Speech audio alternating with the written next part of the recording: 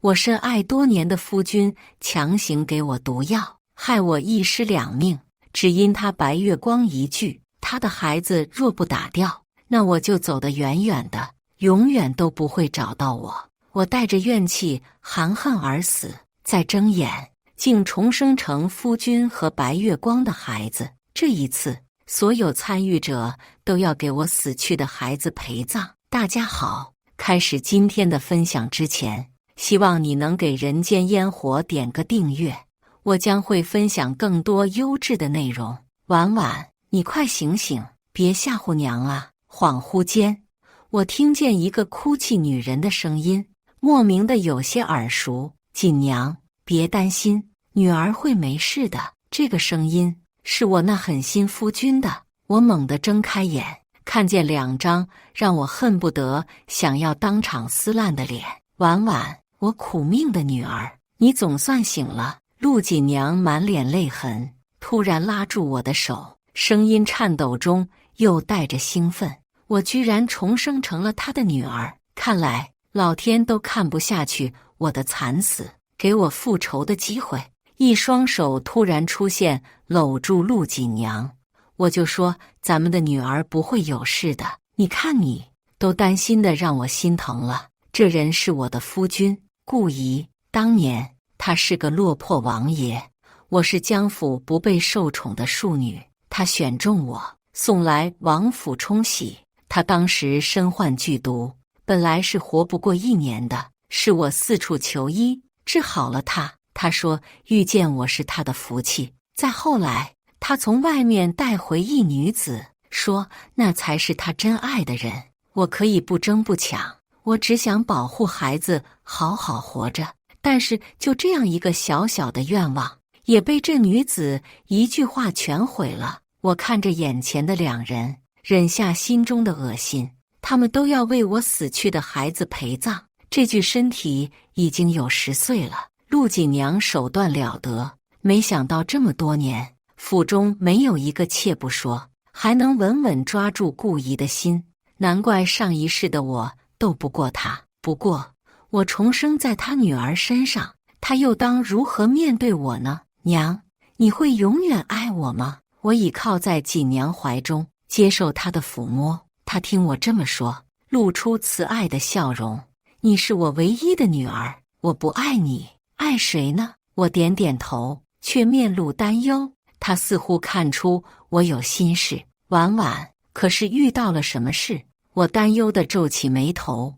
娘，我受伤那日，听见有人说要给爹爹那妾生个儿子，这样王府才会有继承人。像陆锦娘这样多疑的人，自然不会容忍有另一个女子与他分享夫君。果然，听见我瞎编的话，他表情变得不太好看，但是他还是摸着我的脑袋，强撑着说：不会的，你爹爹永远不会内妾。当天顾仪下朝回来，也不知道是不是巧合，他居然和心中已有怀疑的陆锦娘提起了府中有些冷清的事，再加上早些时候我与陆锦娘说的那些话，他一下就坐不住了，站起来就对顾仪甩了脸色。你当年娶我过门时，可是跪着与天地发誓，这辈子府中只能有我一人，你若违背誓约，是要断子绝孙的。我站在一旁，心中冷笑。顾仪莫名挨了一顿骂，神色不太好看。婉婉还在旁边呢，就不能给为父一个面子？这一下不知道哪里戳中了陆锦娘，她突然就跳脚起来。你什么意思？你是不是想要生个儿子？你就是觉得我这么多年只给你生了个女儿，想要那妾？我告诉你，我又不是没了你不能活。当初要不是……他话没说完，却看见顾仪变了脸色，最后也没把话说下去。这古怪的一幕让我产生了好奇，陆锦娘口中未说完的话到底是什么？最后还是顾仪拉下了脸，去哄了好一会儿，他俩才又如胶似漆起来。当晚，我和锦娘睡到一半，却听见房门被打开。我假装睡熟，耳边传来声响：“锦娘，这都好几天了，晚晚还不能自己睡吗？”因为我受伤的事，也为了更加了解一些不为人知的秘密，我装出一副每天都有人想害我的样子，说我害怕，要和锦娘睡在一起。陆锦娘不是个好人，却是实打实的好母亲。她推搡着顾姨，晚晚受了惊吓，这几日夜夜做着噩梦。别了，今日没有心情。但是那顾姨就像饥不择食的狗，硬是要与锦娘一起。只听顾姨叹了口气：“白日里你与我说的那些，我都听了。我是想要个儿子的，不过是想与你之间的孩子。锦娘，我们再生个儿子吧。”这一次，陆锦娘没有再拒绝。不知道过了多久，我猜测是大概到了最火热的阶段。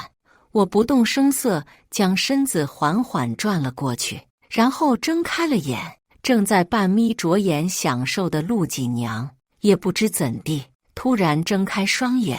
黑夜中透着月光，我们俩对视在了一起。后来的好几天，锦娘都没有与我在一间房中睡过。她看我的眼神都带着不自然，可能那天晚上的冲击太大了吧。但是他俩却还是兴致勃勃，我又怎能成全他们好事呢？我掐好时间段，开始半夜在房中发疯哭闹，吓坏了伺候我的丫鬟。丫鬟连忙去找了陆锦娘，她赶过来时，衣裙穿得有些凌乱。婉婉，别怕，娘来了。她抱着我，轻声安抚我，就像一个真正的小女孩一样抱着她，身子却不住地颤抖。娘，我好怕，我梦见你和爹爹生了个弟弟，有了弟弟就不爱婉婉了。我哭肿的双眼缓缓抬起头看着他，婉婉要是男孩子就好了，这样就不会没用了。陆锦娘身子一震，她脸贴着我的脸，声音温柔又坚定：“不会的，娘会永远爱你，娘只会有你一个孩子。或许因为我是她的第一个孩子，所以她对我格外疼爱。”在后来的顾姨提出想同房，都被陆锦娘拒绝了。但是我知道顾姨是一条耐不住寂寞的狗，她对我这个女儿的态度明显的冷淡了好多，肯定是因为我阻拦了她与白月光的亲密相处。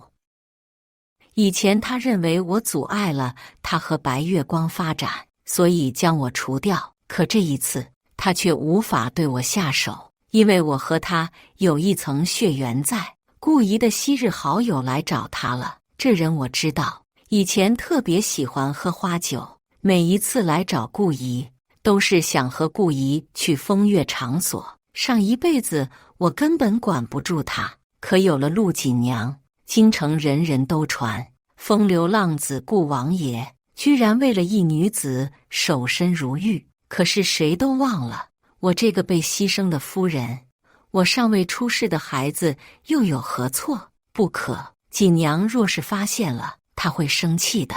顾姨的声音打断了我的回忆，她好友声音却不屑道：“你这也太窝囊了，睡个自家女人都睡不成，出去找个继子玩玩你又怕？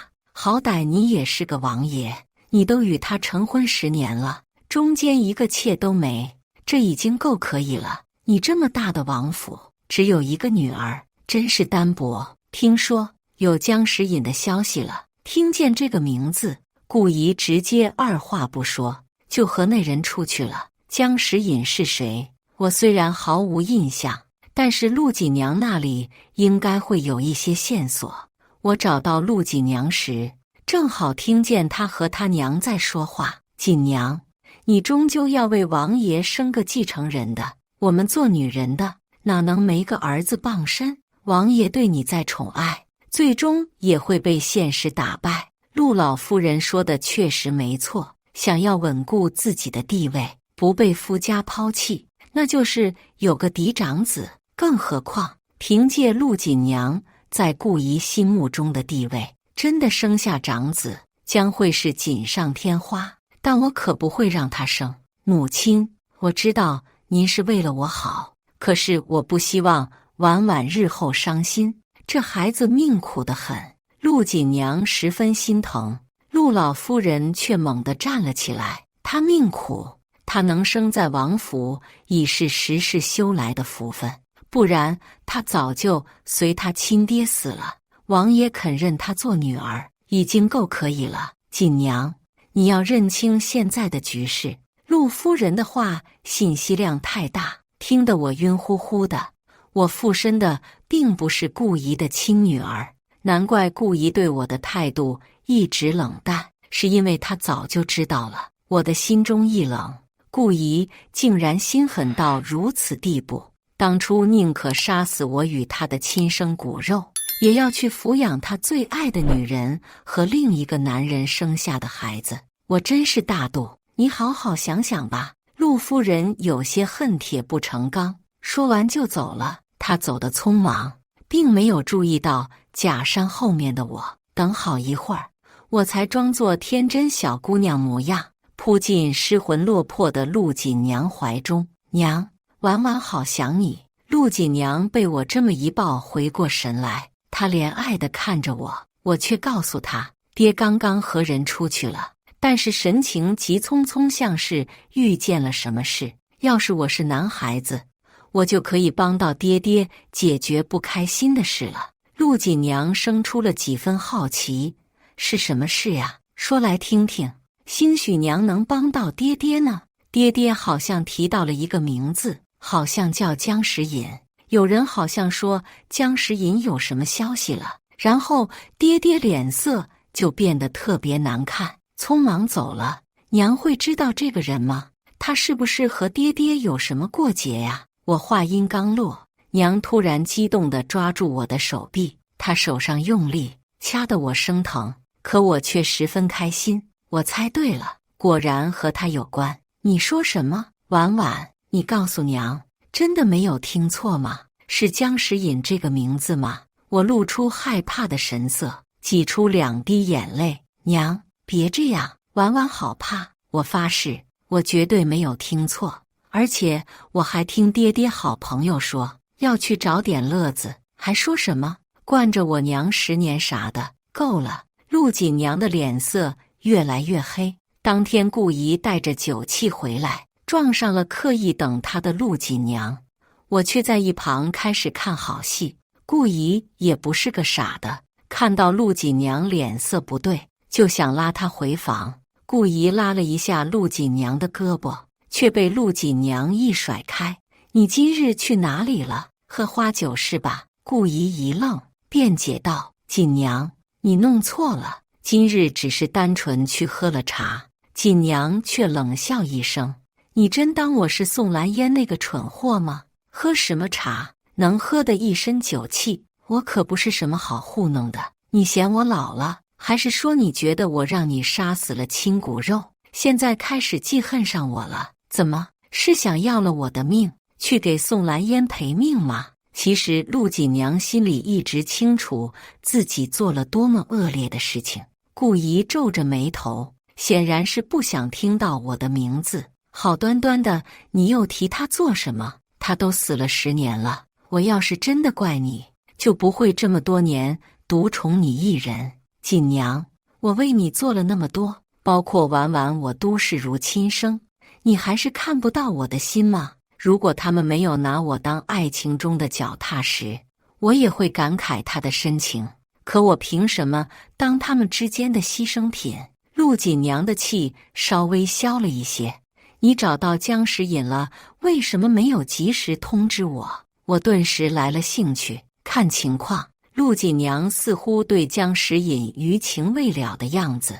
顾姨可是一个占有欲极强的男人，但凡有些骨气的男人，知道自己的妻子还对别人余情未了，都无法接受吧。我以为顾姨就要发怒时，她却放软了态度。锦娘，不是你想的那样，我只是打听到了消息，但是还不知道是真是假，怕走漏了风声，让你空欢喜一场。说实话，我都快恶心死了，都这样了还能接受？陆锦娘看顾姨如此诚恳的态度，情绪渐渐缓和，真的吗？我还以为你是故意不想告诉我。你知道的，我已经嫁给了你，只是曾经一些事让我无法忘怀。我想和过去做个了结。他靠在顾姨怀中，像一只安静的小猫，和刚刚的模样简直判若两人。关于宋兰烟的事，以后不要再提了，早就过去了。顾姨叹了一口气，陆锦娘笑了。好，那就不提了。她的笑让我觉得刺眼。上一世，我临死前，她也是这样靠在顾姨的怀中，娇笑着对我说：宋兰烟，有本事你就化作恶鬼来取我的命，人是不能随便说话的。这不，我这只恶鬼不就来了吗？我托人去帮我打听江时隐的事情，很快就知道了这人尽皆知的秘密。陆锦娘与江时隐从小青梅竹马，嫁给了江时隐。然而没过几天好日子，江时隐就因为功高震主，被皇帝下令满门抄斩。陆锦娘当时已经怀了孩子，江家被抄家那天，我也怀着身孕。故意日日早出晚归，连着好几天都不见人影。每天晚上我都能听见外面刀光剑影的声响，抱着丫鬟惊吓度日。而我的夫君却在拼死保护别人的夫人。江时隐在被流放时突遭袭击，死了很多人，却不见江时隐的尸身。陆锦娘好几次都想要结束自己的生命，顾姨却陪在他身边鼓励他，还派人去寻找江时隐。正是因为如此，所有人都说顾姨爱陆锦娘，爱得轰轰烈烈。陆锦娘也因为顾姨的大度和他在一起了。多可笑，不可一世的顾姨居然是江时隐的替身。他的白月光也有自己的白月光，可我却有些怀疑。那一日，顾姨听到关于江时隐的消息时，脸色难看得很，根本不是寻到消息时露出的开心。实际上，她非常暴躁，一有不顺心，就喜欢在院中打杀吓人。早些时候，我经常被她折腾得浑身是伤，后来在我照顾下，她才逐渐脾气稳定。后来解了毒，才像个正常人。可我知道，多年的习惯不会短短几年就改了的。深夜，我听见传来隐约的惨叫声，我偷偷下床，循着声音的方向越来越近了。突然，旁边响起脚步，我猛地把自己身子藏进树丛中。透过银白色的月光，我看见顾姨从一个地方突然冒了出来。明明刚刚那里只有一个假山石头，之外什么都没有。她的神色冷漠，甩袖离去。我去了她刚刚出现的位置，仔细查探，还真让我摸到一个凸起的东西，左右扭转，假山突然开始自己转动起来。很快，我的眼前出现了一条地道，这条地道并没有人看守。一条走到尽头，只见一个血淋淋的男子被吊着捆绑起来。从轻微的呼吸来看，活着，不过也快死了。怎么还觉得没有打够？想继续折磨我是吗？顾姨，你真不是个男人。他垂着头，冷笑一声，有气无力地骂道：这人应该就是江时隐了，因为他的身边还放着一块令牌，上面只有一个字隐。第二日，我将令牌扔进了顾姨的书房，上面的血字我都没有擦。随后我又去找了陆锦娘。娘，晚晚的鸟好像飞进了爹爹的书房里，可是爹爹好像不喜欢我，我也不敢进爹爹的书房。娘最好了，可以帮我把鸟儿取回来吗？我挽着锦娘的手臂，亲昵地说着。她手指轻轻点了一下我的鼻头，答应了我。书房我没有进去，只是站在门外。很快，我看见陆锦娘发疯一般地跑了出来，手中还紧紧地捏着那染血的令牌。顾姨回来后，看到那令牌，瞳孔猛地一缩。平日里伪装的再好，此刻也有些绷不住了。陆锦娘是个敏感的人，我都能注意到顾姨的不对劲，他也早就捕捉到了顾姨的神色变化。他冷笑着，紧握住令牌，在顾姨铁青的面容前晃了晃，告诉我这怎么解释。他咬牙切齿，语气中带着浓浓的恨意。顾姨深吸一口气，刚想说什么，却瞥见我站在不远处。我在陆锦娘看不见的角度，对着顾姨露出一个得意的笑容。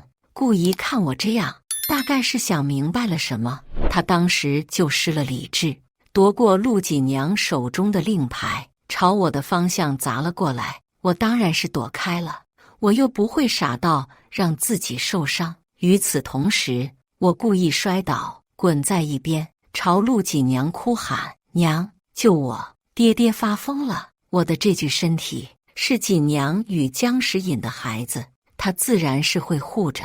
他上前直接给顾姨来了个清脆的巴掌，把顾姨的脸都扇到了另一边，语气冰冷：“你再动我的婉婉试试，这都是你的阴谋吧？顾姨，从头到尾都是你一手策划的吧？”说实话，陆锦娘是真的果断，她心狠又聪慧。面对这样的情况，她却快速分析出了一切。顾姨还想狡辩，但是陆锦娘已经什么都不信了。她眼中似乎再也没有之前看着顾姨的深情。你现在说什么，我都不会相信了。看在你养育这么多年的婉婉，你只要告诉我石隐在哪里，我不会和你计较太多。顾姨露出痛苦的神色：“锦娘，为什么这么多年，你还是不能够全心全意地接纳我？你就不能当他死了吗？你知不知道，我为你付出了那么多，甚至连蓝烟我都亲手杀了。那碗堕胎药里面我加了剧毒，不然也只是能把孩子打掉。我为了你做了太多，原来我是这么死的，我还以为是孩子月份大了。不过结果都一样。”陆锦娘却一脸的不在乎。什么叫为了我？明明是为了你自己的私心。如果你不对江时隐下手，我也不可能会嫁进你的府中，宋兰烟也不会惨死。顾姨，你可真是能装，当年也是这样骗了宋兰烟的吧？其实我真的想说，你俩互相争斗，能不能不要总提我？这样我会有一种曾经我怎么那么蠢的感觉，被你俩都玩弄在股掌之中。但是眼前这一幕狗咬狗的剧情，我也真的爱看。我不过是在其中添了一把柴，他们的感情就如此不坚固地燃烧了起来。顾姨却一把抓住锦娘的手腕，目光之中尽是狠厉。锦娘，你这辈子都只能是我的人，那个贱人我自会让人丢出去，替别人养了这么久，也该让他亲爹去养了吧。顾姨终于憋不住了，也可能是被激怒了，导致说话不过脑子。果然，立刻被陆锦娘抓住了话中的重点。你真是知道石隐在哪里？你告诉我，你快告诉我他在哪！陆锦娘拼命挣扎，她越是挣扎，无意中更是将顾姨的脸面放在脚底下践踏一般。顾姨是自私的，她这样的人，前面那样顺着陆锦娘，要么一辈子装下去，如果不装了，则会疯狂地将一切都索求回去。顾姨终于彻底不装了，我看见她神色癫狂，看向我时，眸子一片猩红。紧接着，她把陆锦娘像死狗一样拖进书房，然后砰的一声把房门关上。我虽然看不见里面，却可以清晰地听见陆锦娘凄厉的惨叫声。为什么你要这样对我？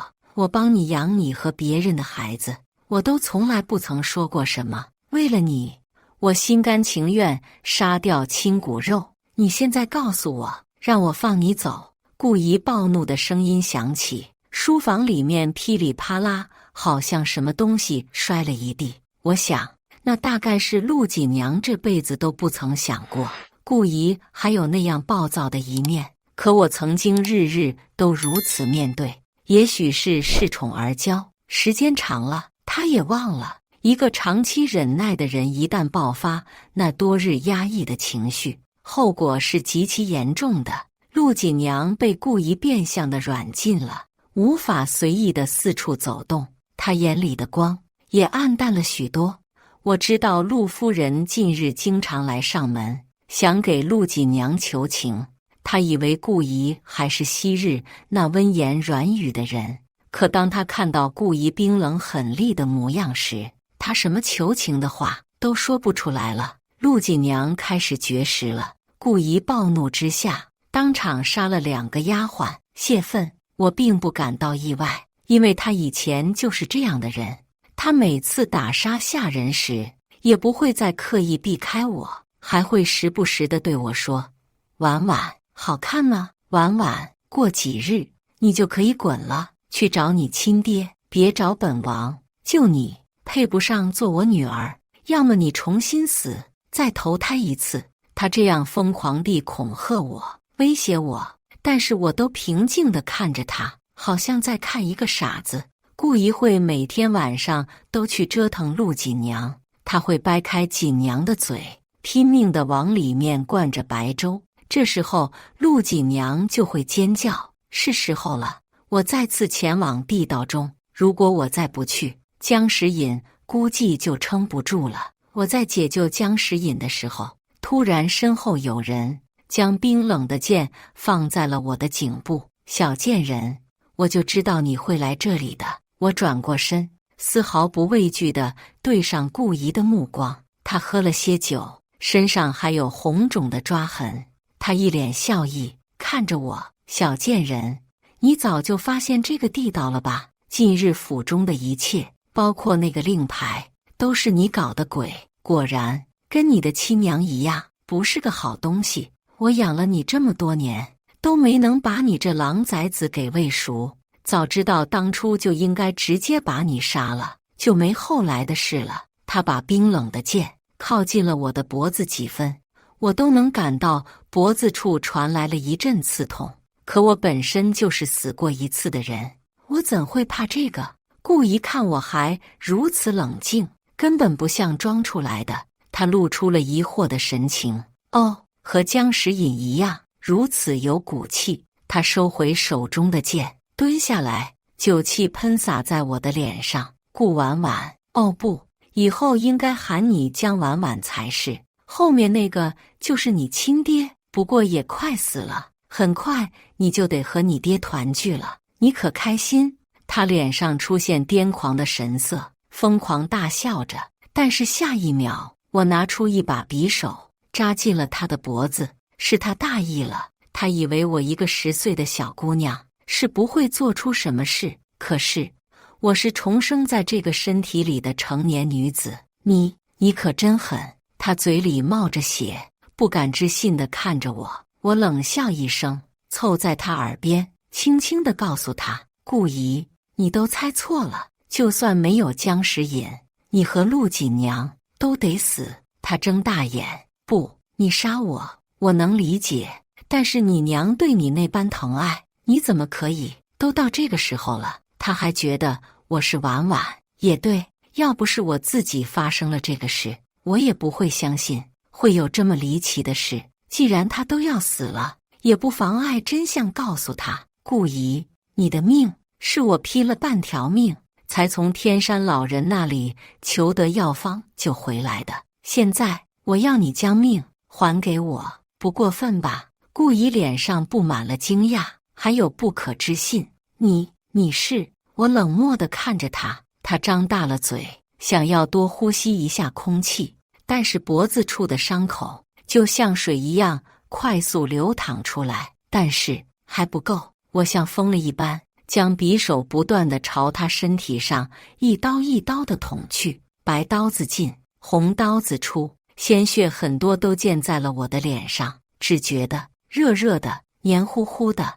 我想把当初受的罪、死时的疼痛全部都加倍地还回来。想到那晚放了毒的堕胎药，眼中的恨意不减。等我再次回过神来时，顾姨早就死得不能再死了，她的双眼至死都没有合上，像当初的我。死不瞑目。我拖着尸身残缺不全的顾姨回到院中，他那么爱陆锦娘，他俩应该死在一起才对。陆锦娘看见我手中拖着的尸体时，当场就发出了尖锐的惨叫：婉婉，你都做了什么？他毕竟也是养育了你10年的人啊。我疑惑地看着他，为什么要如此强调这种事情？那我也想和顾姨说，我毕竟曾经也救了他的命，他怎么能那样对我呢？陆锦娘，他养育的是你的婉婉，而不是我。陆锦娘自然是听不懂我在说什么的。你到底在说什么？你就是婉婉，你就是我女儿啊！我摇摇头，将顾姨丢下，举起她的长剑，架在了陆锦娘的脖子处。顾姨肯定想不到，这把剑不久前还在我的脖子处呢，这会儿同样的剑就在她最爱的女人脖子处了。陆锦娘再聪慧，再有个性，令人欣赏，也是个怕死的。她腿一软，直接瘫坐在地。婉婉，娘究竟哪里做错了？哪里对你不好了？你要这样做？我将剑直接插入她的肩胛骨，她痛呼一声，我却没直接回答她的问题。陆锦娘，你知道吗？你日日夜夜惦记了10多年的丈夫，就在这王府的地道之中关押。我去见他时，他还有口气。你要谢谢我，我解救了他。可惜他被顾姨折腾到身上都没几块好肉。我望向傻眼的陆锦娘，冷冷地叙述，他到死都没走出地道。他和我说了一句话：锦娘别怕，等我回来带你去看北城的梨花。这是陆锦娘和江时隐年少时的约定。他顿时痛哭出声。院子里的火焰已经逐渐烧到了这个方向，闻着滚滚浓烟的气息，陆锦娘大概是能感知到今夜她的结局。婉婉，娘知道今晚必死无疑，娘有个愿望，能否将我和时隐埋在一起？我温柔地笑了，靠在门框处，冷笑着：不行哦，你不是那么爱顾姨吗？你应该和他死也要在一起才对呀。陆锦娘没想到我会这么说，她疯癫一般大声喊叫：我是你娘，你凭什么要这么做？顾姨说的有一句话是对的，你就是讨债的恶鬼。我点点头，表示她说的没错，我是个有本事的人，我化作恶鬼来取你的命了。我没亲手杀死陆锦娘，只是挑断了她的手脚筋，把她一个人扔在被火吞噬的王府中。她辱骂，她求饶，她后悔，我就是要她在痛苦的死亡过程中一遍一遍地想起曾经所做的一切。我将顾姨放在她最近的地方，她手脚筋都断了，推不开也提不走顾姨。这辈子活着，她要和顾姨这个杀夫仇人在一起，死了也得和顾姨死在一起。顾姨，看吧，我对你多好，把你的白月光连死都给你俩送在了一起。没多久，所有人都知道顾王府走水了，烧了很大的火。等燃尽后，只发现了3具烧焦的尸体。京城都在传，人人都说顾姨深情，至死都在保护陆锦娘。陆锦娘也不离不弃，死也要死在顾姨身旁。至于多出来的尸体，有人说那一定是放火的刺客。我戴着斗笠，听闻这些传言，觉得真的有些狠逗。他们一定不会知道顾王府那些破烂事。原本我想就此了结在那场火中，但是后来我一想，老天给我重生的机会，不只是复仇，还有让我好好活着。上一世没有经历过的事，没有感受的事，这一次我会好好的去体验。以上就是今天分享的故事，大家有什么想说的、想吐槽的，欢迎在下方评论交流，也更希望能给人间烟火点个订阅，我将会分享更多优质的故事内容。